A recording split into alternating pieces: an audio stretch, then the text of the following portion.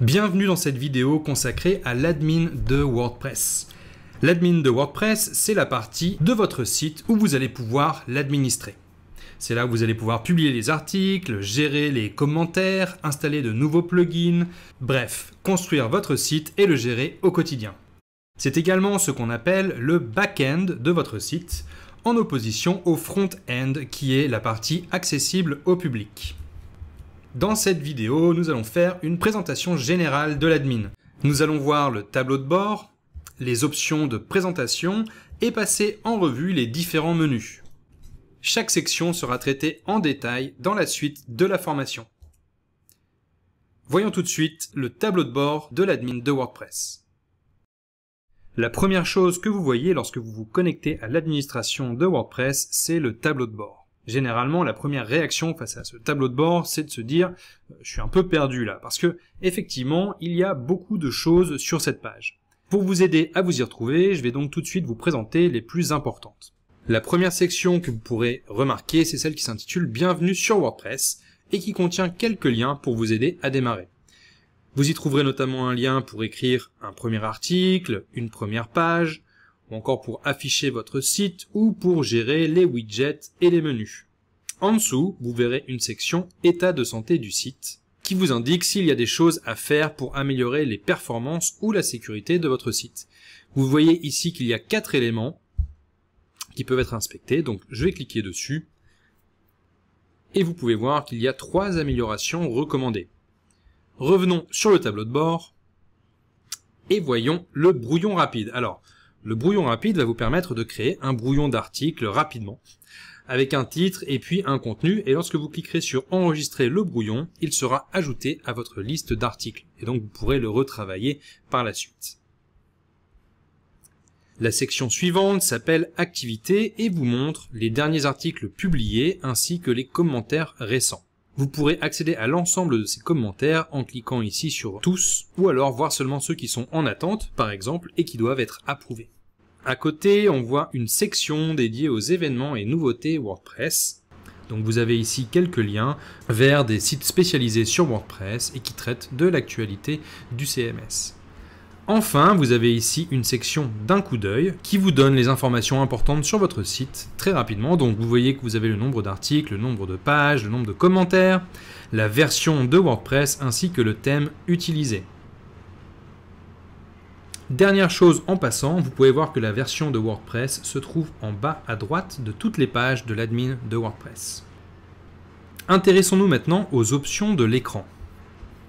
Sur la majorité des pages de l'admin de WordPress, vous aurez des sections similaires à celle-ci que vous pouvez décider de réduire ou d'agrandir grâce à l'icône en forme de triangle, que vous pouvez également décider de déplacer en faisant un glisser-déposer.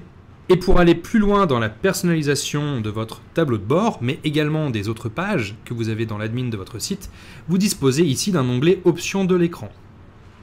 Vous pouvez cocher ou décocher directement chaque section et décider de l'afficher ou non. Donc cela se fait en temps réel, c'est très facile d'utilisation et également très pratique pour sélectionner uniquement les choses qui vous intéressent sur chaque page de l'administration. Autre option, très rapidement, vous avez ici celle qui vous permet de réduire le menu. Donc vous pouvez voir que les sous-menus s'affichent toujours au niveau de la barre latérale et vous pouvez décider de réagrandir ce menu en recliquant sur cette icône. Faisons maintenant un tour d'horizon des différents menus de l'admin. Vous avez premièrement ici une colonne latérale qui vous permet d'accéder à chacune des sections de l'admin. Donc il vous suffit de cliquer dessus, par exemple les articles, pour y accéder et également afficher le sous-menu. Mais en survolant chaque onglet, vous pourrez également afficher les différentes options et sous-menus disponibles. Donc, à côté de cette colonne latérale, il y a également un menu horizontal ici. Vous pourrez y retrouver sur l'icône de WordPress différents liens vers la documentation ou encore les forums de support. Ici, vous trouverez probablement l'onglet que vous utiliserez le plus en administrant votre site et qui vous permet d'aller du côté du front-end, c'est-à-dire de la partie publiée de votre site. Donc, vous voyez, je clique dessus et lorsque je me trouve sur cette partie publiée du site, il me suffit de recliquer dessus pour accéder au tableau de bord et à l'admin. À côté de ça, vous avez ici les mises à jour, les commentaires en attente et un petit menu créer qui vous permet d'ajouter rapidement un article, un fichier média, une page ou un utilisateur. Tout à droite, vous avez également le menu dans lequel vous pourrez trouver un lien vers votre profil et vous déconnecter de l'admin. Lorsque vous êtes sur la partie publier de votre site, vous pouvez voir que les options disponibles ici sont un petit peu différentes. Donc vous avez un lien vers le tableau de bord, mais également vers les thèmes, vers les widgets ou les menus. Et à côté de ça, vous avez un onglet personnalisé qui vous permet d'effectuer certaines modifications au niveau du rendu de votre site. C'est quelque chose sur lequel nous aurons l'occasion de revenir dans la suite de la formation. Voyons maintenant rapidement les différentes sections disponibles dans l'admin grâce à cette colonne latérale. Donc premièrement, il y a le tableau de bord, dont j'ai déjà longuement parlé, mais vous pouvez voir en dessous, dans cette section, qu'il y a également les mises à jour. C'est ici que vous allez pouvoir retrouver et faire la mise à jour pour la dernière version de WordPress, pour les extensions installées ou encore les thèmes et les traductions. En dessous, on a les articles. C'est là que vous allez pouvoir gérer vos articles existants et en ajouter de nouveaux. De même, c'est dans ce menu que vous trouverez les liens pour créer des catégories et des mots-clés pour vos articles. En dessous, nous avons l'onglet Médias qui vous permet d'accéder à votre bibliothèque de médias et d'en ajouter de nouveaux. En dessous, vous avez les pages pour gérer les différentes pages de votre site, telles que la page Contact ou la page d'à propos. En dessous, vous avez la section commentaires où vous allez pouvoir modérer les commentaires laissés par les internautes sur votre site, c'est-à-dire les approuver ou au contraire les mettre à la corbeille ou si c'est du spam, eh bien, les classer dans le dossier indésirable. En dessous, il y a l'onglet Apparence. C'est ici que vous allez pouvoir gérer tout le rendu graphique de votre site. Les thèmes, les widgets et l'édition de votre thème. Vous pouvez voir aussi qu'il y a d'autres options concernant l'arrière-plan ou encore l'option personnalisée. Nous verrons tout cela plus en détail dans la suite de la formation. En dessous, vous trouvez l'onglet Extensions qui va vous permettre de gérer, activer, désinstaller ou encore éditer vos extensions. En dessous, vous trouvez l'onglet Utilisateur qui va vous permettre de gérer votre propre profil et celui des autres utilisateurs inscrits sur votre site. Encore en dessous, vous trouvez l'onglet Outils qui va vous permettre par exemple d'importer des billets de blog ou un site complet depuis une autre installation de WordPress. C'est aussi là que vous allez pouvoir trouver les outils liés à la confidentialité et au respect des lois sur la confidentialité.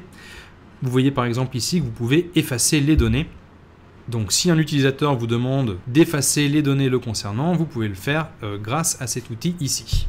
Vous pouvez également utiliser cet outil pour exporter votre site. Enfin, vous avez l'onglet Réglages auquel nous allons nous intéresser maintenant. Donc vous pouvez voir qu'il y a différentes sections. Générale, où vous pourrez trouver le titre de votre site, son adresse, votre adresse email d'administration et des réglages tels que l'heure et la date. Ensuite, vous avez la section Écriture qui concerne, comme vous le devinez, l'écriture de vos articles, mais qui ne vous sera pas dans les faits très utile, puisque vous pouvez simplement y choisir par exemple la catégorie par défaut des articles, ou encore le format par défaut des articles. Si vous souhaitez publier par email, vous avez également la possibilité de régler ces choses-là ici.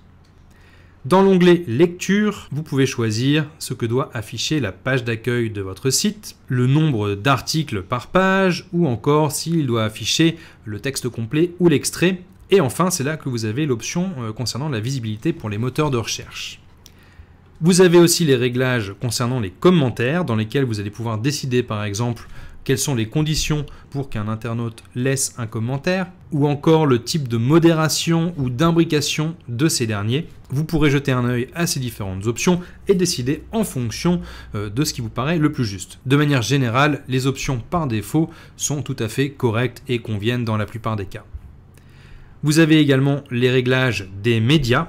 Une chose que vous allez pouvoir décider dès maintenant, c'est au niveau de l'organisation des fichiers. Par défaut, ces fichiers sont organisés par dossier mensuel et annuel.